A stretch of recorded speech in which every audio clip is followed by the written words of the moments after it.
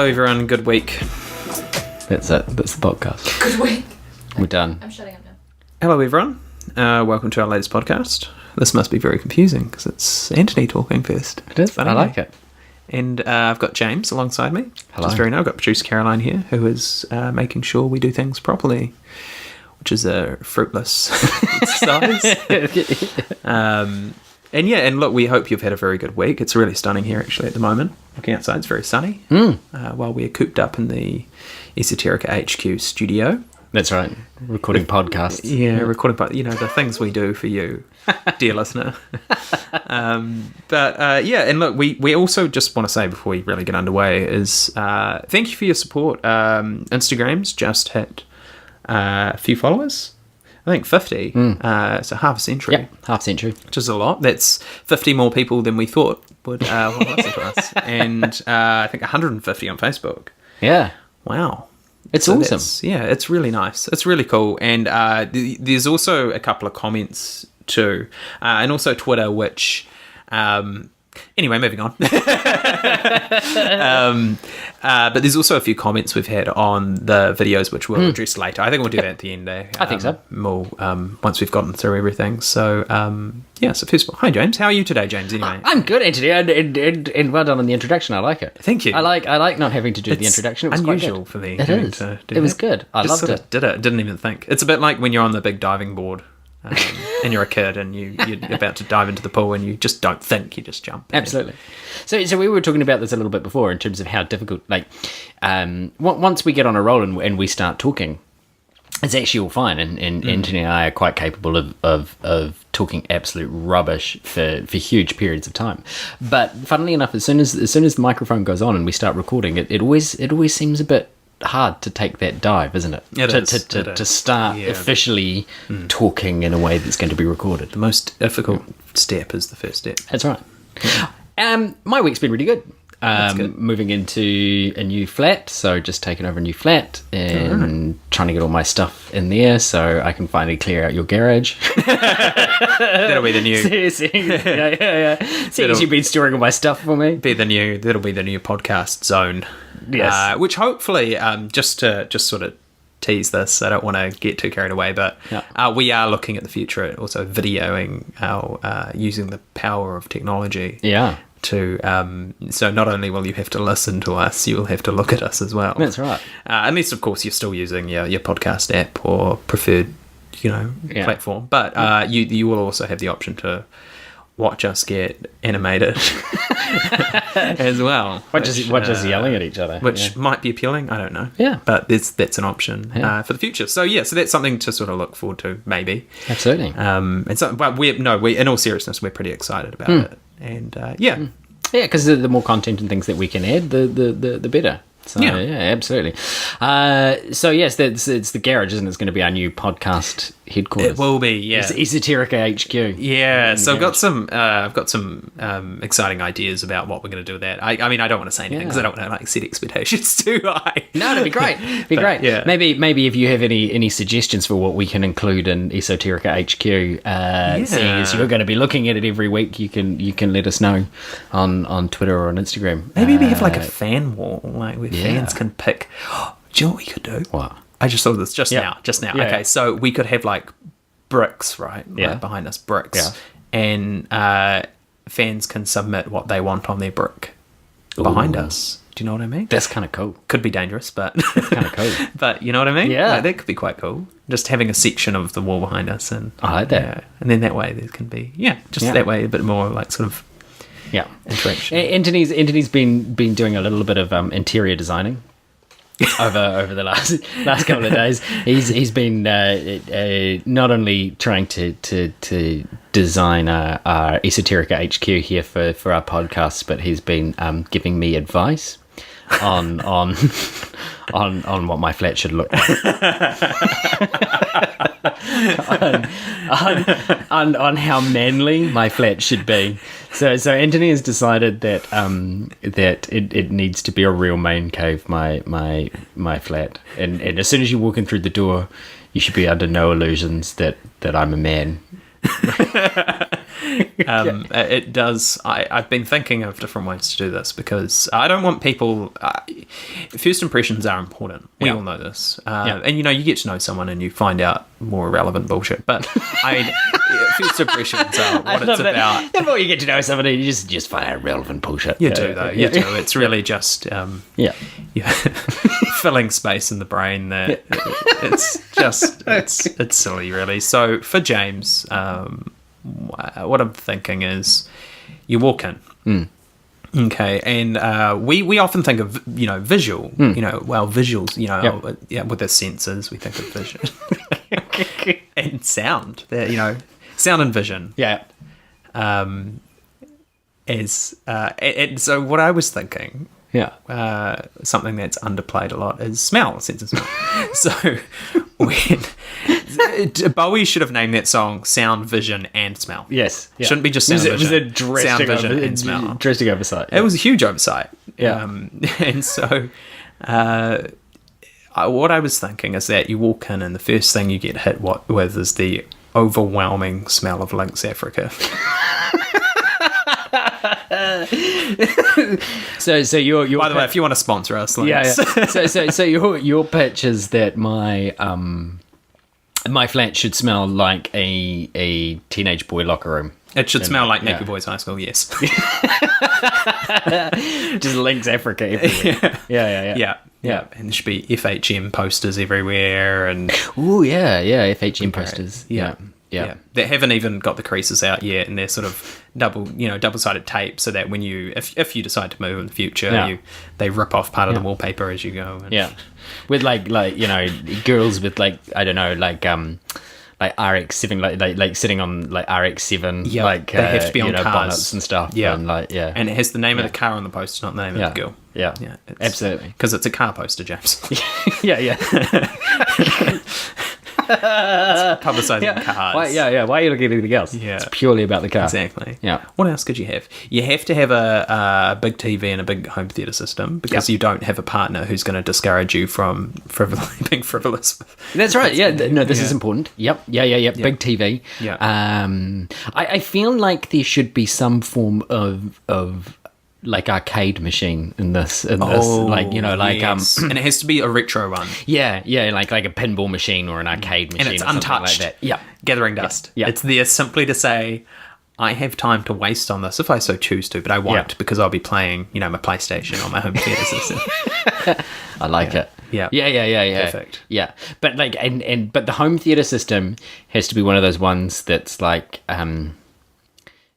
not expensive enough to be like really good, but like a sort of really average, like sort of bottom of the middle of the range kind of home theatre system that just has wires that are all like slightly too short to get like to the surround sound, so they're like awkwardly. I'm getting triggered. Yeah, like awkwardly around like the lounge and stuff like that, so people can like trip over them and stuff as they come in. This is upsetting me. Yeah, and it's probably upsetting producer Caroline. She's a techie, and this is upsetting. Yeah. And also the home theatre system, you spend all your money on the sub. Nothing on the speakers, the bookshelf speakers. No. The sub's important. Everything on the sub. And the sub isn't quite good enough that it can't quite reach those low frequencies very well. Yeah. So whenever you're walking past your house, you just hear this. Yeah, and it gets that distortion, when the speaker starts actually rattling inside the case, because it can't actually handle the frequencies. Yeah. And the placement of it's terrible. I think this is amazing. This is great. This is what my flat is going to look like. Yeah, absolutely. This is perfect. I'm going to be single forever. Aim high, James. Aim high. Aim high. Be determined. Aim high. I did mention something before about being triggered about the lengths of the cables. Mm-hmm. We thought this would be a bit of fun. I want to. I do really want to. I hate fun. I hate fun. It's difficult for me to say those words. Yeah. It could be fun, but I don't want this. If you have to put a disclaimer before something, you probably shouldn't be doing it. I'm not racist, but yeah. But no, so this is our attempt, this is our attempt a little bit at segueing between what we've been talking about, but not only between what we've been talking about and what we're going to talk about for the rest of this podcast, but between our last podcast and this podcast in terms of being triggered by things that annoy us. And the reason that we want to talk about things that annoy us is because actually we're both in a really, really good mood. Which is we are. Yeah, we are. It's unusual. It's actually it is very unusual on a Sunday afternoon, and it's very sunny. And it is. Just had a swim as well. I've just had a swim. You have. I know. I'm very jealous in your pool out the back. I've been at a concert all day, so I've been stuck inside an auditorium all day, and I get text messages from Anthony being like, "You should come over and do the podcast. I'm in the pool." I was literally floating on one of those. It was like something you see in the OC. Yeah, like I was floating on one of those inflatable things, just lying down, just sort of drifting on the pool. It's amazing. It was beautiful. Yeah, it's amazing. You know, here I am, slogging my guts out, working hard, and I get being artistically viable. Yes, that's right. Like expressing myself musically. Yeah, and I start getting Snapchats from producer Caroline with a beer in the pool, going, "What an awful way to spend the Sunday." I'm like, "Thanks, guys. Thanks for your support." I think all the theatre people out there, I think there's a few theatre people who can completely relate to. It's a bit like if you're not involved in theatre, you would have had this experience when you go to a movie theatre during the daytime, and you go in. And you go in, it's daytime, and then you go into this dark sort of room, and you sensory overload, and then you leave, and sometimes you might leave and it's still daylight. Yeah. It's like you're a vampire, you're overwhelmed by the sun. And it's really weird, and you're sort of like, hang on, it should be night, because we watch movies at night. Yeah. Absolutely. I imagine that's what it was like for you. It was. This was my experience this afternoon, as you all sat there and told me what a wonderful time you were having. Make no mistakes. Clearly supporting me in my concert. Hey, if you'd given us warning, we still wouldn't have come. Yeah. So this is our amazing segue, because we're all feeling pretty good. Yeah. And so what better time to talk about all of those little things that trigger you than whenever we're feeling really good and in a really good mood. And we did such a positive podcast the last time we were together, talking about millennial stereotypes and that sort of stuff, and why they're wrong. And I think we ended on a very positive high. Actually, do you know what was really funny was literally 2 days after we recorded the last podcast on millennial stereotypes and that sort of stuff, I was listening to the radio on the way to work, as I do, and they had a whole segment on millennials are killing the canned tuna industry. Oh, for God's sake. And do you know what's even better about this, right? What's even better about the fact that apparently we're killing the canned tuna industry has nothing to do with whether we like tuna or not. Apparently, here's the in-depth analysis that went into this. Do you know why millennials are killing the canned tuna industry, Anthony? Why, James, please? Because apparently we're too lazy to own can openers. Okay, first of all, I just want to point this out. No, canned tuna, you don't need a can opener for. I know. No, this was the in-depth analysis. Oh my God. No, tuna cans have the little pop-up bits that you... Too lazy. Oh, for goodness sake. Too lazy to own. Well, I tell you what, News Talk ZB. No, it wasn't News Talk ZB. No, it wasn't News Talk ZB. To whatever radio station, maybe you're too lazy to do your research. Find out that canned tuna is very easy to open without a can opener. And also, 2 words for you. Free market, baby. That was 3 words. Absolutely, that was. Free market, baby. Yeah. You cannot... Don't get all capitalist on us saying we're destroying industries and at the same time parrot the free market. Well, guess what? The free market spoke and we hate your shit. We don't like canned tuna. We don't like diamonds. We don't like canned tuna. All right?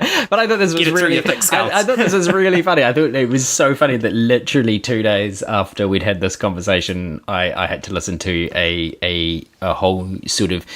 segment on how millennials are killing the canned tuna industry. But here's my wonderful segue, because we're all about wonderful segues here. Here we are. We need a sound effect here, like a drum, like a sort of a build up. Yeah. Add that in post processing, please. She's not impressed. She doesn't find this as funny as we do. No. She's not in. Producer Caroline is not impressed. We need a sound effect, don't we, for the segue? We need a whoosh sound or because the segue's like a fast transition. We need like to let people know a segue's coming up. So they can. It's a little bit like we were talking in the TV episodes about how laugh tracks and stuff. Yeah. And how much we love them, and how people hold up signs saying applause and stuff. Yeah. This is so that it helps you, the listener, know. We're doing you a favor. Yeah. Yeah. So like a cue for the segue, so they know when the segue is coming up. Do you know what's really wonderful is now that we've talked about the cue for the segue, I cannot remember what the segue was.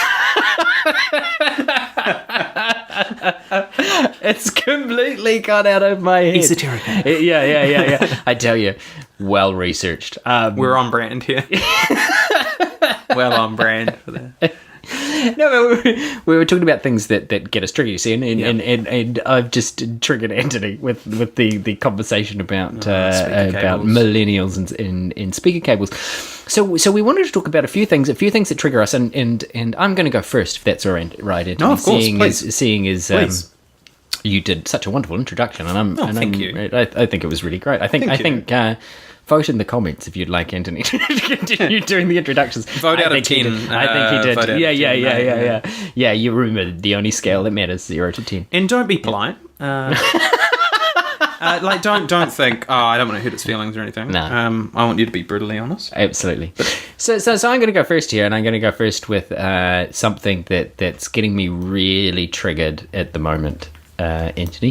What's getting me really triggered at the moment? Oblige us, James. Is the war on Christmas. This idea that somewhere, I don't know where this is, but it started creeping up on my Facebook feed. And again, here's another callback to previous episodes. In terrible drop shadow font. It started arriving on my Facebook feed, people getting unnecessarily angry about, this war on Christmas and about, I'm going to call it Christmas and I'm going to have my Christmas tree. Nobody can tell me I can't call it Christmas and I have to say happy holidays or some rubbish faux like outrage, that. basically. Yeah. This apparent war on Christmas. And I don't get it. I don't get it because where is this war coming? Nobody's told me I can't have a Christmas James, tree. there are people out there. Who are these people? They're there, James. That are telling me that I there can't are people, do this. They're out there. Clearly. And clearly these James, people... they change Starbucks cups. Just, what the hell? Look, here's the other thing, right? Okay, I am an atheist. I am an atheist, right? Hot take. I know, hot take. I'm an atheist. I still celebrate Christmas, right? Still celebrate Christmas with my family, love spending time, still call it Christmas, still have a Christmas tree, everything, even though Christmas trees are a pagan religion. They have nothing to do, pagan tradition, that's what I'm looking for. Pagan tradition, they have nothing to do with Christianity. Christmas trees come from the whole protecting summer thing.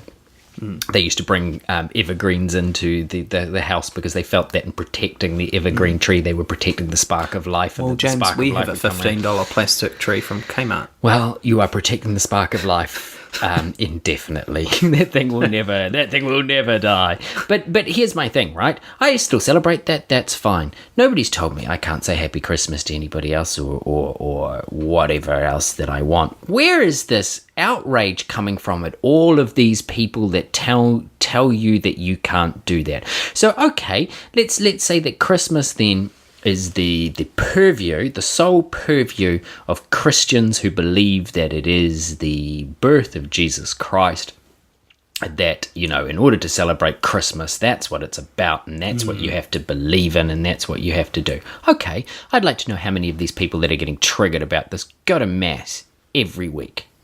every week, not just on Christmas, because, Yeah. that's kind of the done thing. That's and the that's fun the mass. tradition That's thing, the the fun fun one. mass. Yeah. No. Where are you, all other 51 weeks of the year that you're supposed to be at mass? So you're saying they're tourist Christians? No, yep. And I'm saying, no, I'm not even saying they're tourist Christians. I'm saying they're not Christians at all.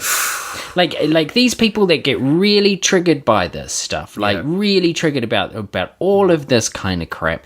Look, it is a holiday that is about spending time with family, about peace and goodwill and all that kind of stuff, and nobody's telling you that you can't do that. Now, I don't care.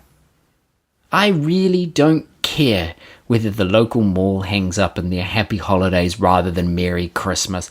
I No. don't care. I wouldn't even notice it. I know, I really don't care, because do you know what? That's not my focus. And my focus isn't that everybody else has to do the same things that I do in order for this to be a proper holiday. Everybody else has to say Merry Christmas. And if you're a Muslim, I was about to swear there, and I'm not going to, because producer Caroline glares at me every time I swear. Because it means that we have to put disclaimers in all our uploads. But so what you're saying to families that aren't Christian, for example, that tough luck, you have to believe in the birth story of Jesus Christ in order to celebrate Christmas.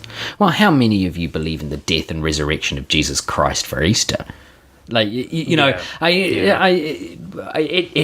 just makes me so angry. It makes me so angry that there is this faux war on Christmas, and now you get posts online by, again, the generation that we were talking about in the last podcast. See, there's my segue. The last podcast, going on about nobody's gonna tell me not to call it, Christmas, and it's Christmas, and I'm not doing this Happy Holidays bollocks and all that sort of stuff. Who has said this? No, but James, millennials are the snowflakes. Yeah. Millennials are the ones who get overly sensitive.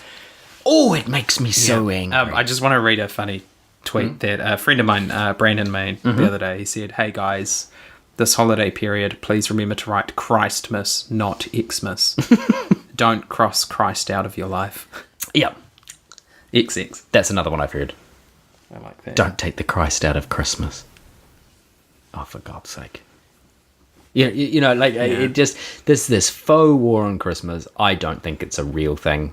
I don't think, it's not a real God forbid that we should be more inclusive of other cultures and things like that in our holidays, In saying How that, terrible is it that? I think it might be a more American thing, though. You might hear it more in America from, No, I'm getting it posted by people here. No, that's what I mean. In New Zealand, it's not in New Zealand, is it? Really, it's not. Apparently it is. No, yeah, it's that outrage. People love to be outraged, don't they? They love to have a reason to be really angry. Drives me nuts. So where do you stand on the faux war on Christmas? Are you nobody's going to tell me not to call it Christmas person, or are you I just don't care? Oh, I really don't care. I think people are open to.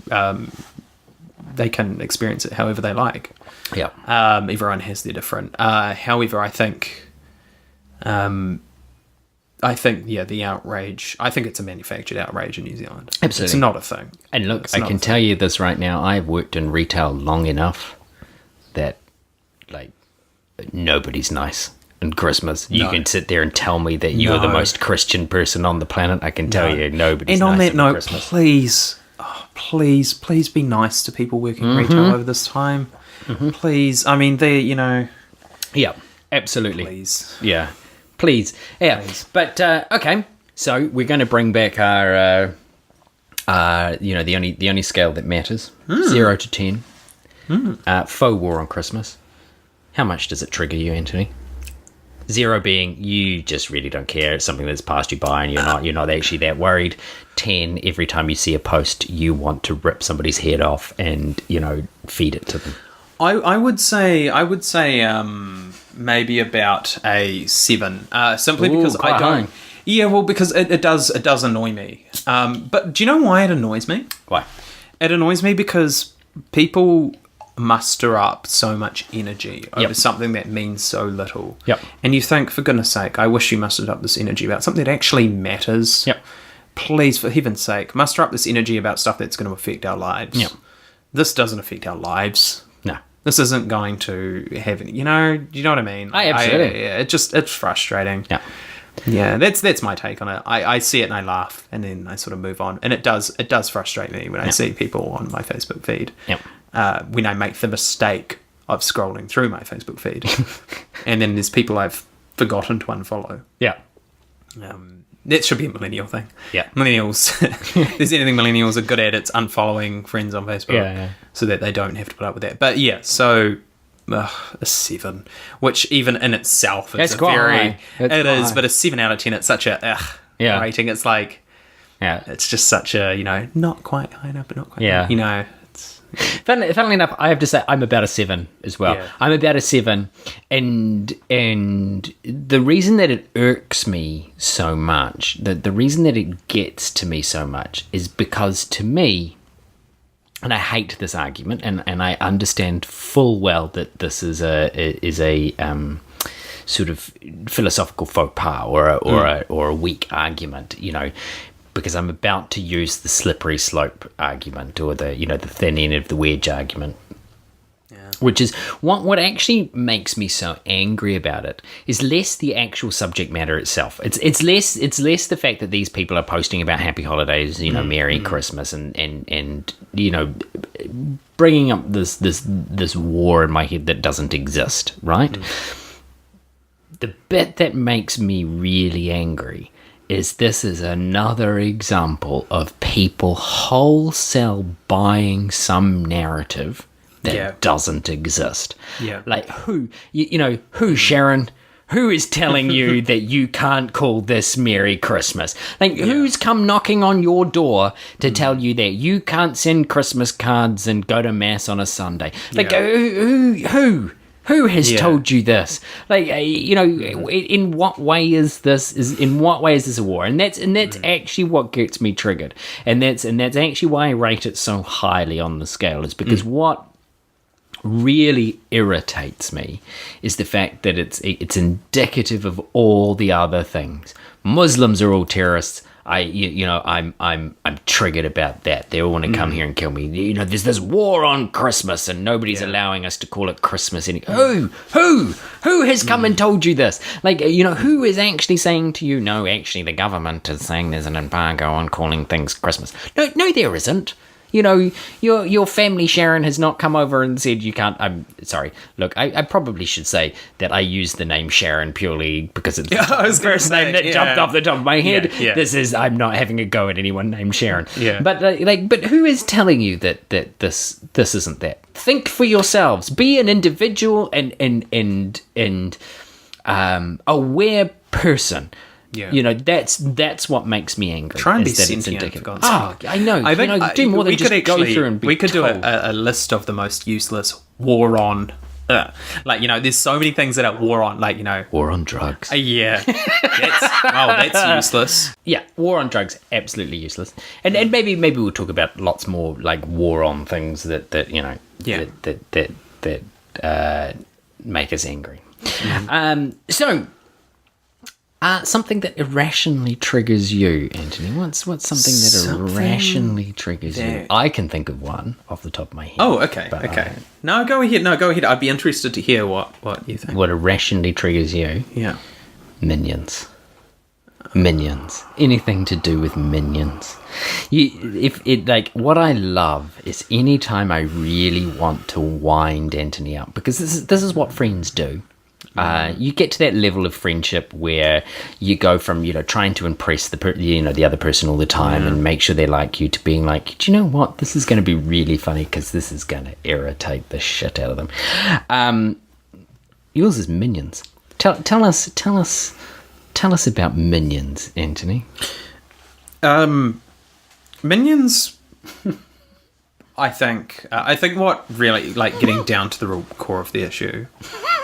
I think it's because it is an issue. Yeah. It's a classic example of something that has been created. George Lucas, if you're listening to this, you'll be able to relate. Yeah. Something that's been created, and I have a problem with this when it comes to film or theatre or whatever.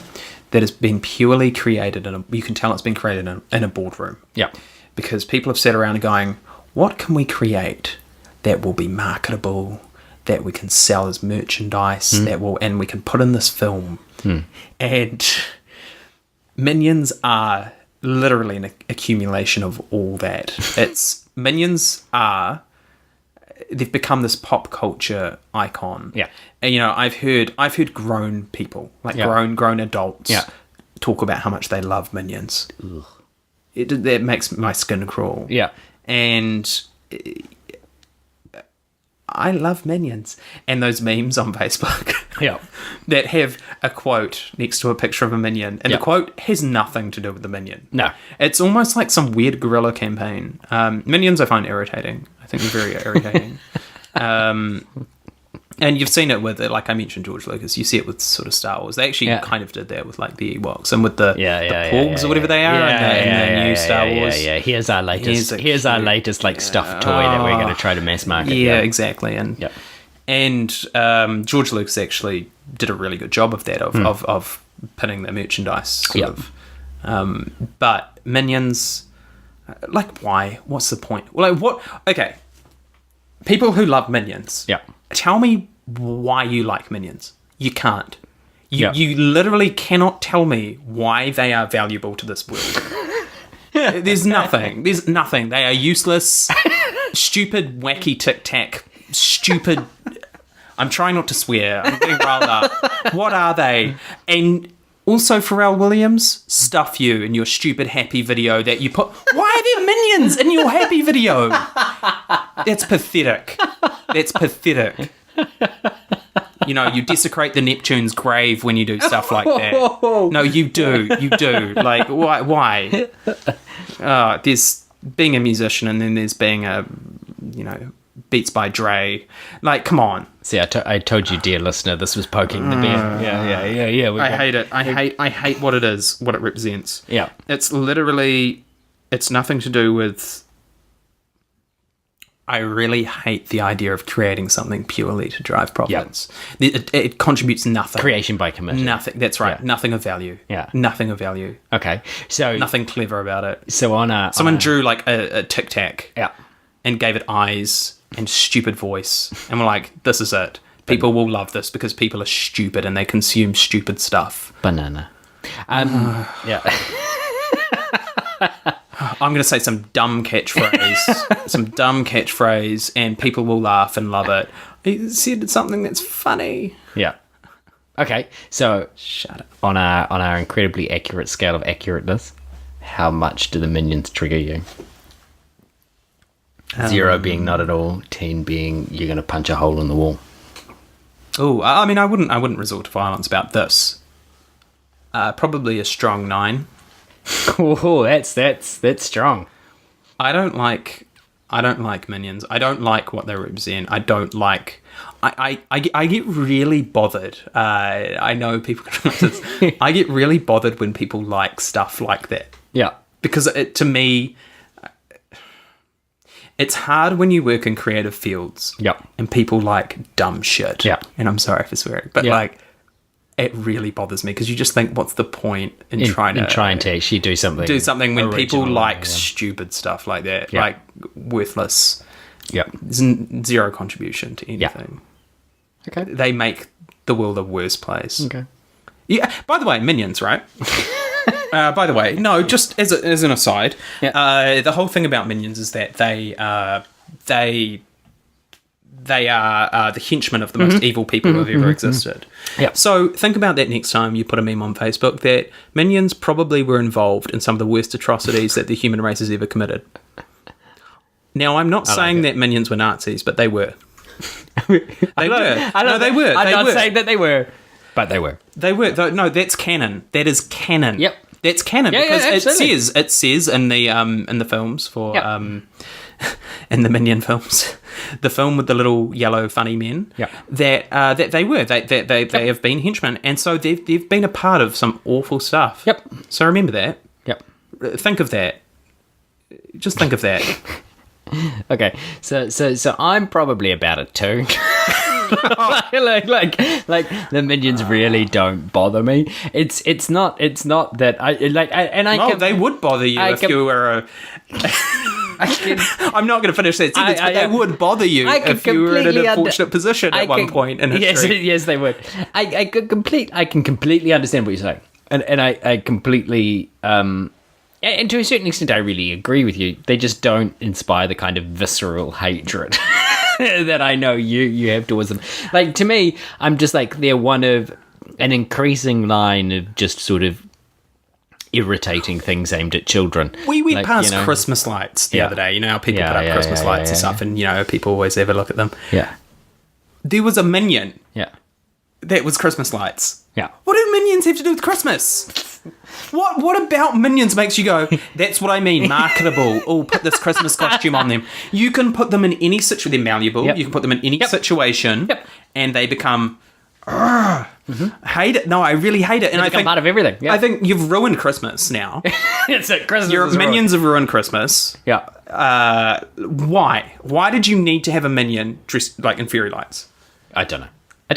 Look again. I'm not justifying minions. I don't particularly like minions, but they just don't. They don't trigger me. I'm just like, it's the latest. You're a part of the problem. That's right. It's the latest of a long line of increasingly irritating things marketed at children.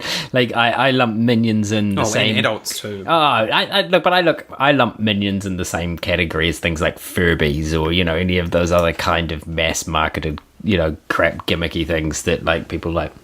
So I'm going to go a little bit highbrow again here with the next thing that really triggers me. The next thing that really triggers me, theatre is education. I hate it. Oh, it riles me up. When people turn around and say, our job is now and to put this into a bit of context, both Anthony and I are theatrical directors. We've both directed numerous shows and things like that. What really irritates me is when people turn around and say, oh, our job as actors or our job as directors is to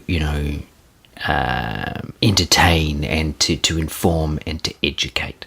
No, it isn't. No, your job is not actually to educate. Your job just literally isn't. Your job is to entertain. That's what theatre is. Theatre is about entertainment, and whether that entertainment makes you think, that's cool, but it's not to educate you, because educating somebody is saying, here, this is the right opinion. This is the right idea. This is something that is fact and isn't fact. That's education, right? 2 + 2 is 4. Education. How I feel about minions, not fact. That's a personal opinion. And theatre is the same. Theatre is there to entertain. It can be to inform, absolutely, and certainly in Greek times and things like that, it was used to inform, and it was used to political satire. It was used to all those sorts of things. And theatre can be used very effectively in those. It is not to educate. I think. I think people who say that, I think it's incredibly pretentious to say that it educates. Yep. But I also think it's attributing a sense of mythology to what you do. Yep. That is what I would describe as delusions of grandeur. Yep. So, like, I think if you really think that way, then that's drivel. That's absolute drivel. Look, I have two things. Anybody that tells you theatre is to educate is looking for one of two things. Either they are pushing an agenda or they're looking for funding. Absolutely. Those are the two things that I think, if anybody tells you that theatre is there to educate. That's not to say that you can't educate people in theatre. And what I mean by that is, if you're turning around and saying that the purpose of your show or the purpose of your society or the purpose of your whatever is to bring new people to the theatre and teach them how to act or whatever. That's different. Absolutely, that's fine. Yeah. That's education in theatre. However, theatre, the actual works, that sort of stuff, is not there to educate, because it is an opinion or it is an agenda. Anybody that is coming in and using theatre as a form of education, like in saying that I'm going to educate people through the medium of theatre, is pushing an agenda. Correct. And it's quite manipulative behavior, It's because really manipulative. you're using an emotional outlet to try and manipulate an audience into believe. Yep, it is no better than propaganda. Correct. Because propaganda—that's exactly what propaganda is. Yeah. It is advertising or something put out there to engender an emotional reaction to a problem rather than a rational one. And theatre is inherently emotional. Yeah. Done correctly, it's inherently emotional. It draws forth visceral emotions. It draws forth visceral feelings. That sort of thing. It is there to entertain, potentially there to inform, never there to educate. If you are telling people that this is education, it lends it an air of authority or an air of credence that it shouldn't have. Well, that's not deserved. And No. look, if you want to do that, do a TED talk. And that's exactly it. It's pretentiousness gone wild, and you get this in every facet of the creative arts. It's putting a false sense of importance to a work, and if you're doing that, then you probably need to take a step back. Yeah, but it's not only that, right? What triggers me about this is that I'm like, I think that what I do is important, both in the fact that I am a teacher and that I am a theatrical director, right? Those two things are separated in my mind, right? Those two things are, and I'm incredibly passionate about both of those things. Like I'm very passionate about teaching people stuff that I know, because I think that stuff is interesting. I really do. Learn stuff. Stuff is cool. I'm also really passionate about taking an audience, putting a show in front of them and making them feel stuff. And God, I love it when I can make an audience cry or, really, when you have them all in the palm of your hand like that, and you can feel that room, and you can feel, that pin drop, and everybody's pivoting on everything that's said. Like, absolutely. And that is powerful. It is hugely powerful. It's not to educate. No. It's to make people feel. And take the education out of it. It triggers me. Yep. I'm with you on that. It gets me riled up. And so for me, that's an 8 on the scale for me. The theatre, educate. No. Either you are using the word incorrectly. You are, putting it into a sentence incorrectly, and you are actually not saying what you actually mean. Or you are deliberately trying to push an agenda through an emotional argument, and I have problems with that. I have real problems with that. I'm probably about an 8 on the scale of theatre as education. I'm at about a 10. I think Even more so. I mean, theatre obviously is something quite close to me as well. So I'm just going to say the reason I'm an 8 is because I like to believe that a big chunk of people are using it incorrectly, or using it for, as I said, like to get funding, as distinct from what they're actually doing it. If I knew that somebody was using it because they deliberately thought that this was education, then I'm much higher on the scale. Maybe I'm more cynical than you. No, yeah. I think it's deliberate. I think it's a subversion of what people should be setting out to achieve with theatre. And I think it's it's weaponized by people who should know better as a way of trying to control people. I don't. It's something that hits quite close to home for me, but a strong 10. Yeah. But let's okay, so let's take something like, I understand that something like The Crucible, right, is written and done to push the agenda or to inform people about McCarthyism. Yeah. Right? Yeah. Using the Salem witch trials to kind of draw a parallel with McCarthyism and that sort of stuff. Yeah. And absolutely, that's a valuable thought, if you know what I mean, or to go, oh, actually, we need to be careful of this. However, it's not to educate. No, it's not to educate people on what the right opinion is. I think you'll find Arthur Miller himself has said the point of it wasn't to educate people on that. Yeah, he used it as a basis, but it wasn't. He never intended for it to be education. Oh, it makes me so angry. Yeah, it makes me so angry. Yeah, you and I both. You and I both. Oh. Okay. Yeah. Something else that gets me triggered. Producer Caroline tells me that we're allowed to do one more, and I'm like, no. And then we have to go to bed. Do you know what else triggers me? Being told what to do. 10. Yeah. No, so here's a slightly light-hearted thing that triggers me, right? Okay. The LED menus at McDonald's. Oh, good call. Okay, I'll walk you through this. Every time. I'll walk you through the situation. Okay, so you pull up to the drive-thru. Okay. And sometimes you need a little bit of time to pick something on the menu, right? Because you're not quite sure what you want. But you don't want to hold up the people behind you. You know, you want to be polite. You don't want to, McDonald's take long enough as it is to get whatever, they're getting the meat sent down from, I don't know. But you sit there and you're looking at the menu and you think, oh, that looks like... The LED screen changes. Oh, okay. We've got different items here. There's the new American. It's changed again.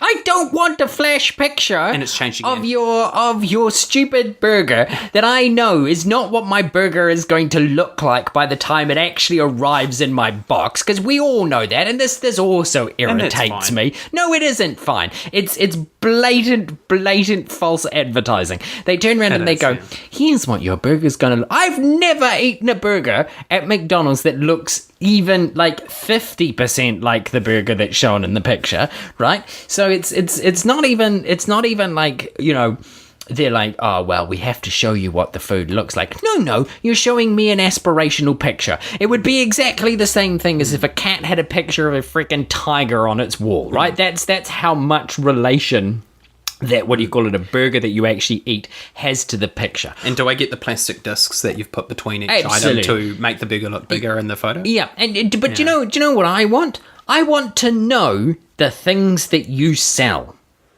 That's what I want to know. You can see the next 15 items in 3 seconds. Yes. Oh, there they are. Yeah. I want to know. By the way, you've got 5 seconds. Especially if I'm not a regular McDonald's user, and everybody does this. This is McDonald's. This is BK. This is all your major chains.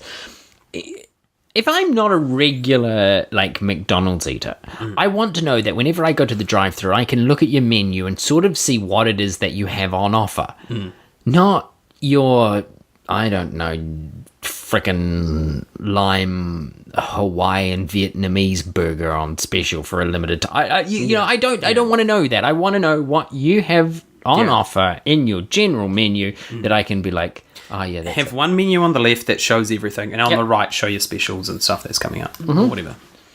Yep. Show it all, and don't flip through them. It's very annoying. Yep. And quite often they don't work. Like the screens are down, or segueing slightly on that. It's like Blade Runner. Honestly, it's like Blade Runner the way they... Yeah, segueing slightly on that is whenever you drive to somewhere like McDonald's and they go, the ice cream machine's not working. It seems to spend the majority of its time not working. I'm pretty sure that at this point the ice cream machine is actually just a paperweight that they use to hold down important papers.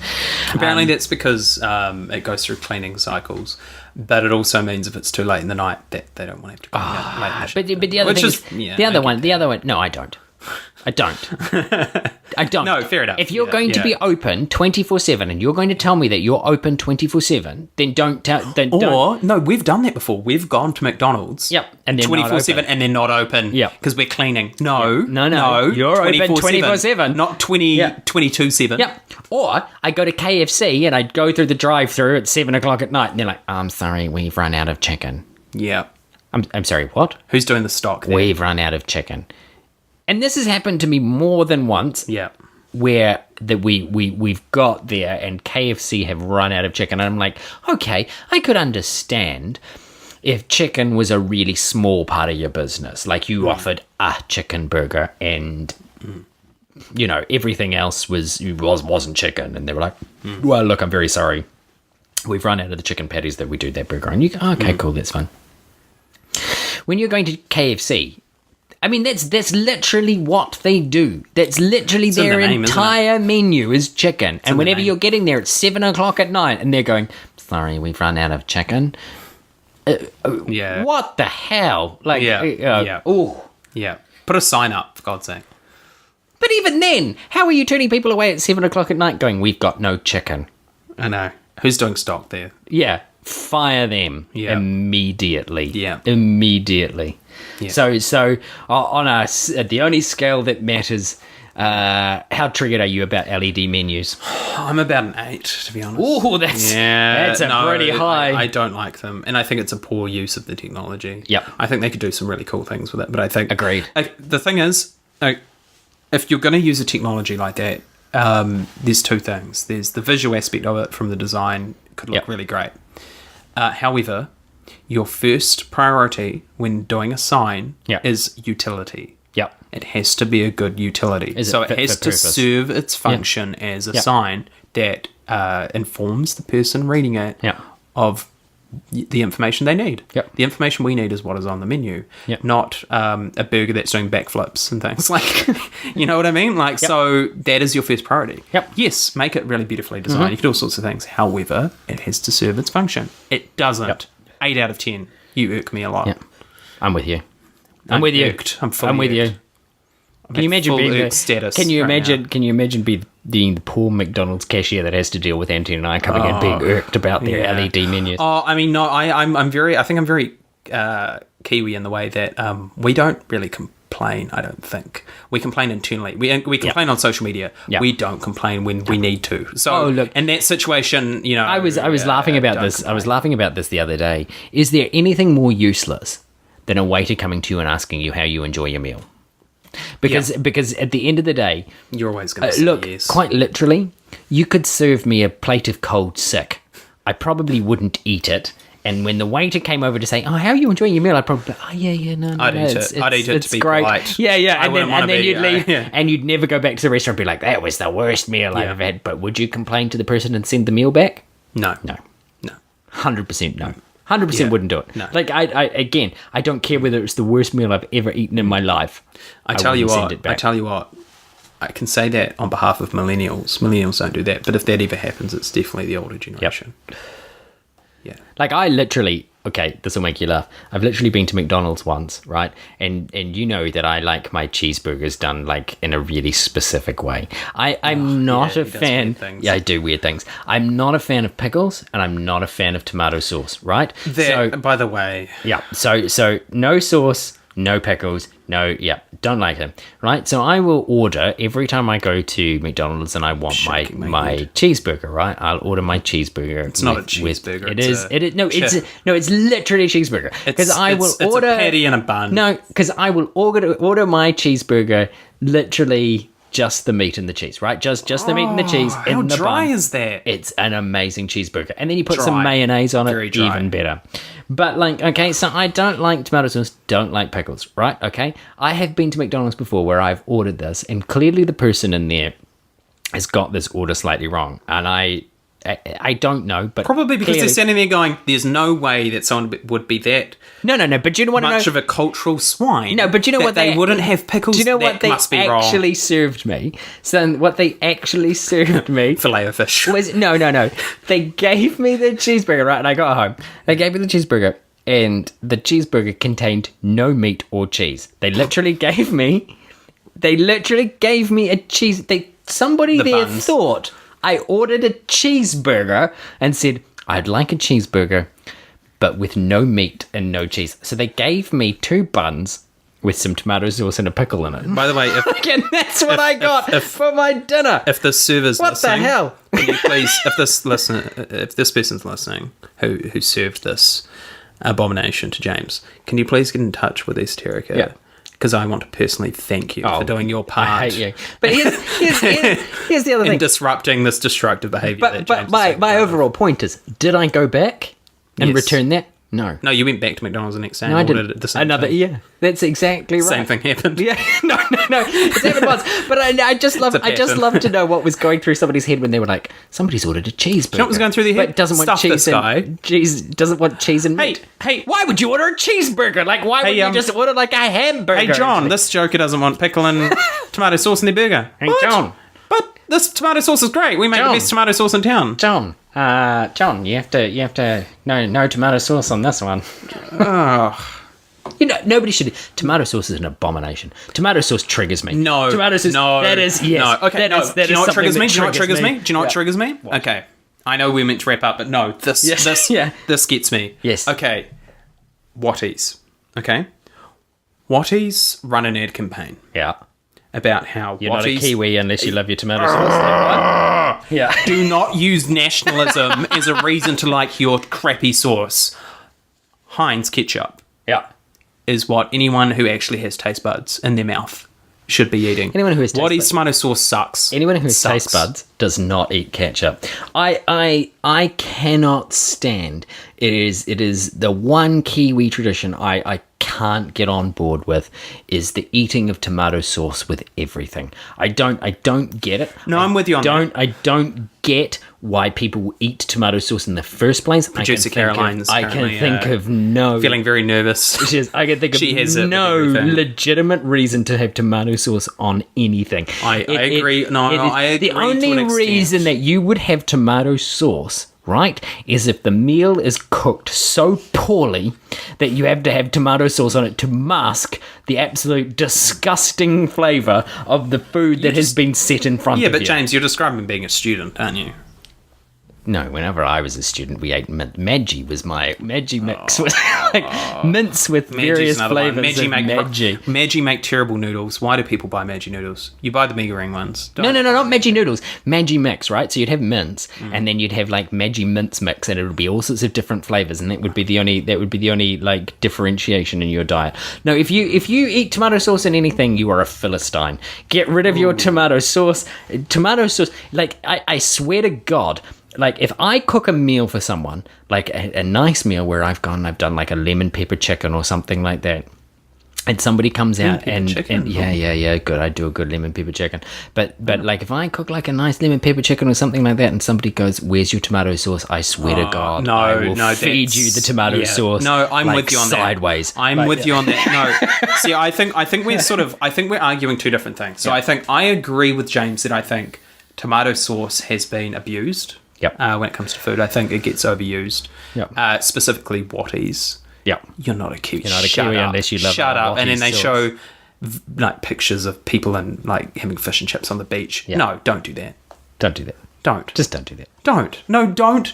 Don't try and make out that you're not a New Zealander if you don't have your stupid sauce. Yep. I hate that. I'm with you. I hate that.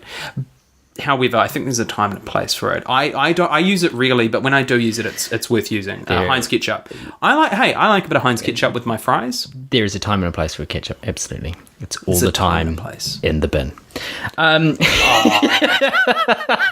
Okay, so we're getting thoroughly told off by producer Caroline now and told that we have to wrap this podcast up. But before we wrap this wrap, I can't even talk England anymore. Before we wrap this, that's how worked we are. That's how triggered I am by. See, the reason I keep using the word triggered is because I know a number of my students listen to this podcast and they're going to think it's hilarious that I'm using the term triggered. But I'm triggered about a number of things, which is why I can't talk properly. But before we go, we have a couple of questions, and by a couple of questions I mean literally two, that we got asked on our Instagram feed by a few of our listeners through the various podcasts. And so the first one we got asked was from Josh Douglas, and is, "Are you a gamer? Are you a gamer, Anthony?" Am I a gamer? I think I am. I suppose it depends on what you sort of define as a gamer. Yeah, I mean, I had a big patch where because I always played video games growing up. In fact, my granddad introduced me to video games at a very young age, and this was back in the 90s when point and click adventure games were huge. Things like your Mists, your Zorks, your Neverhoods, Starship Titanic, Grim Fandango, all of those. And Quake, the original Quake, Yep. which I loved. Yep. Probably shouldn't have been playing at that age, but I loved. But that's one of your Quake. go-tos, isn't it? Like you talk about Quake quite a lot. Yeah, the original yeah. Quake is a artistic masterpiece. It's H.P. Lovecraft. Phenomenal. guns, yeah. with guns, you Yeah. know, and so and games like SimCity, 2000, Age of Empires, you know, I could go on. And I and my grandparents on my father's side of the family bought a PlayStation. Yep. And that's when I got into your Spyros and your Crash Bandicoots and your Metal Gear Solids and your Final Fantasies and things. So, yeah, I'd say I am. I stopped for a long time, but I've recently gotten back into it and started. Yeah. And there's been some amazing games the last few Absolutely. years. And, I've sunk in many hours into things like Persona 5 and God of War. Yeah. Very recently, obviously, Red Dead I've started, and that's very, very good. Yep. And but I've always been into the story-driven ones. Yeah, and that's where you and I are sort of very similar, isn't it? Like, again, Anthony and I, to a certain extent, are quite different gamers. We enjoy very different games. However, we both love games that are heavily narrative driven, and good narrative driven games. I came to gaming again whenever I was relatively young. But I tend to enjoy JRPGs, that sort of thing. I'm big into my JRPGs. I'm big into. I do like a good first person shooter, although I can't stand Call of Duty or Medal of Honor. Really, those franchises, you know, Modern Warfare, those sorts of things, never really clicked with me. However, you know, again, I would consider myself to be quite a big gamer. Like I game relatively frequently. It's the way I sort of like to unwind. I'm not an online gamer, really. Largely, I don't. Maybe I'm in a minority, I don't know, but I don't enjoy playing games online hugely unless I'm playing with friends of mine that I know that you know, that sort of thing. I'm not a let's just jump in and you know go. And I think I'm kind of the same. Online. Like I play online games, but I play them with my friends, and it's really for the chats and I wouldn't enjoy them if I wasn't playing them with my friends. You're a Fortnite gamer, aren't you? A little. Well, no, I wouldn't consider myself a Fortnite gamer. I play Fortnite. I see. Occasionally with friends, but I definitely I'm not. Okay, guilty pleasure game. Rocket League. I play a lot of Rocket League. You're a big. I'm a big Rocket League. That's the one game I don't play with friends because my friends hate it. You're a big Rocket League fan. I've sunk a lot of time into Rocket League. Anthony's very good at Rocket League. Thank you. I enjoy Rocket League. Yeah. At one point, in the last season, I was quite high ranking. On the ranks. I was platinum, I think. It was. You are very good. And it's embarrassing whenever I look at my level on there. I think I'm something like 140 something now. Level 140 something. Yeah. So I've gotten the possible titles I could have gotten. I've gotten now and exceeded that by 40 levels. Nice. So it's not nice. It's sad. Like but no, I know the reason I love Rocket League. Okay, the reason I love Rocket League is because I enjoy the physics and the gameplay behind it. But actually, the thing is, it's a game I can play, a 5-minute game. Yep. I don't have to really think too hard, and I can put music on the background. Good unwind sort of game. Perfect to have music on. So I listen to like new music that's coming out in the background, or like my playlists, and it's just a great way of unwinding. That's why I play it. Yeah, absolutely. Yeah. So my guilty game's probably the WWE 2K series. So that's probably my guilty pleasure as a game, and it's one that I definitely look at sort of getting every year. So 2K, if you're out there and you want to sponsor us, we won't say no. We won't say no. I love that. I love, and that's hangovers from, and if any of you are out there listening to this podcast, it's hangovers from whenever I was a student at university. And, a very good friend of mine was very, very big into wrestling. And actually, I believe works with IPW, the New Zealand wrestling promotion. And we used to create all our own characters and that sort of stuff, and it was a really social thing. So for me, the wrestling games, the 2K wrestling games are my go-to, is my guilty pleasure game, if you know what I mean, just a random game. But both Anthony and I are probably big gamers. We certainly game pretty frequently. like to sort of stay up to date with what's going on. Which do you prefer, Xbox or PlayStation? This comes from Sky Gamer. So which do you prefer, Xbox or PlayStation, Anthony? Well, I grew up with PlayStation, so I mean that's not so. I'm not. I used to be when I was young. And I look back and I cringe, but I'm not anti-Xbox or anything like that. Yeah. I think that's something you kind of, when you're young, and it all comes down to what console your parents bought you for Christmas. And it's also something the companies themselves generate. They try and generate that rivalry, and it's counterintuitive. And I think people are getting clever now. I think people there's no longer that big. Not to the extent it used to be. It used to be real toxic in the late 2000s. I'm PlayStation. I love a lot of the PlayStation IP and of course PlayStation supported. I'm like James. I'm real into my JRPGs. So PlayStation were big pushers of things like Final Fantasy, Star Ocean. They originally had one of the Chrono games, Chrono Cross. Yes. And re-released Chrono Trigger that was on the NES, SNES, and games like that, which I love. Naughty Dog games, obviously, Crash Bandicoot, The Last of Us, stunning. Jack and Dexter games, Ratchet and Clank, and the Guerrilla Games ones like Horizon Zero Dawn and things like that stuff. So and of course Metal Gear Solid, from Kojima. I was about to say Konami. But from Kojima, and he's got Death Stranding coming out, which looks very intriguing. Very intriguing. It's very exciting because it's sort of very under wraps. People don't really know everything about it looks interesting. Classic Kojima, couldn't tell you what it's about. What's going on, and even after playing the game, probably won't know. Like still be none the wiser. Exactly. So I'm very much PlayStation, and I think a lot of that's to do with Xbox was generated more towards sort of American audiences. So a lot of it was first-person shooters. It was, third-person, your Gears and your Halos, which I don't have a problem with. I liked playing. I used to play Halo with friends and stuff, but it's not really my thing, and that's fine. I myself worked in the gaming industry for a while. So I actually I would say that I grew up on sort of Nintendo first, but then PlayStation. I had a PS1, PS2, eventually got a PS3 as well, and have a PS4. So I've owned all of the PlayStations on the way through. I have, however, also owned the Xboxes as well. I had an original Xbox, had a 360, and have an Xbox One. Numerous 360s.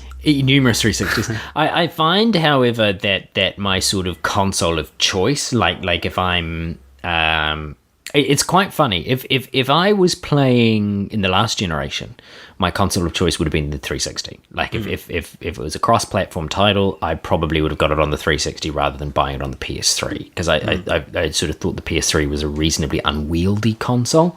They tried to do sort of too much with it and didn't really sort of end up doing anything well. However, I find in this generation, even though, again, as I said, I own both, my go-to is the PS4. So if I was going to get a game, I'd probably get it on the PS4 rather than getting it on the Xbox One. Again, I think that Sony has nailed it in terms of exclusive titles, especially on this generation. Their exclusive titles are phenomenal. But I've sort of always owned both consoles for those exclusive titles, because again, as I said to you before, I enjoy my first-person shooters, I enjoy my JRPGs, and so it made sense at one stage to have both. I find that I actually don't use my Xbox One that frequently anymore. I play. Well, there aren't PlayStation that many exclusives coming. No, and also look, it also happens. It also depends on what your friends have as well. So most of my friends, like yourself and other people, are all PlayStation gamers. So I tend to use my PlayStation because most of my friends play on PlayStation, and because I'm signed up to their PlayStation Plus program. which is great. You know, which is great, and you know, the free games every month and everything else like that sort of keeps me on PlayStation and makes me think, you know, if I have to go to the Xbox, I have to reconfigure my, you know, HDMI cables and do all that sort of stuff. And I just go, nah, it's easier just to get it for the PlayStation than it is to get it for the Xbox. So I'm probably a PlayStation gamer, and at heart really have probably always been a PlayStation gamer, bar that sort of blip in the last generation, I would say. Sony got arrogant with the PS3, I think. Yeah. I mean, I was always hardcore PS3. I think they just... They went for the media approach. Yeah, they kind of forgot like really what the primary purpose of the machine was, and the primary purpose was a gaming machine. Yeah, and they sort of forgot that and kind of released a media center that happened to play games. Which was very ahead of its time. It was very smart. Yeah, absolutely. But as you say, it was unwieldy, and developers had a nightmare with it because of the, I think it was the Cell engine on it. And that was deliberately made to be quite difficult to program for, unless you really, really sunk some time into sort of learning it. Yeah, which is really hard for smaller indie developers and things. Well, absolutely, and even if you look at it, the expense now of creating a game, you can't really. It's really hard to do exclusives. Yeah. Although in saying that, you know, Sony really have. I mean, God, they've upped the game on this generation with the exclusives that have come out for the PlayStation. Spider-Man, isn't Spider-Man exclusive? I can't remember. It is. I think it is. Yeah. But I think, you know, but God of War and Uncharted, like God of War, Uncharted, I mean, big IPs that are still killing it. Horizon. Like, you know, is console exclusives. So, no, definitely, probably PlayStation at the moment. Okay, well, that sort of answers the questions that we had there in the feed. So remember that if you want to get in contact with us, you can get in contact with us at Esoterica Podcast on Instagram and Facebook. So please jump on there, give us a like, leave some comments because we love talking to you. Or you can talk to us at Twitter on Esoterica Pod. So the more you interact with us, the more we can answer your questions. If you have anything that you would like Anthony and I to talk about, or, you know, things that trigger you, let us know on any of those platforms, and we will discuss them here in the podcast, or producer Caroline will reply to you there on any of those social media platforms, and producer Caroline's pretty good at getting back really quickly. So let us know. We love hearing from you. We love interacting with you. But thank you for joining us here again this week. Have a fantastic week. Cheers, everyone.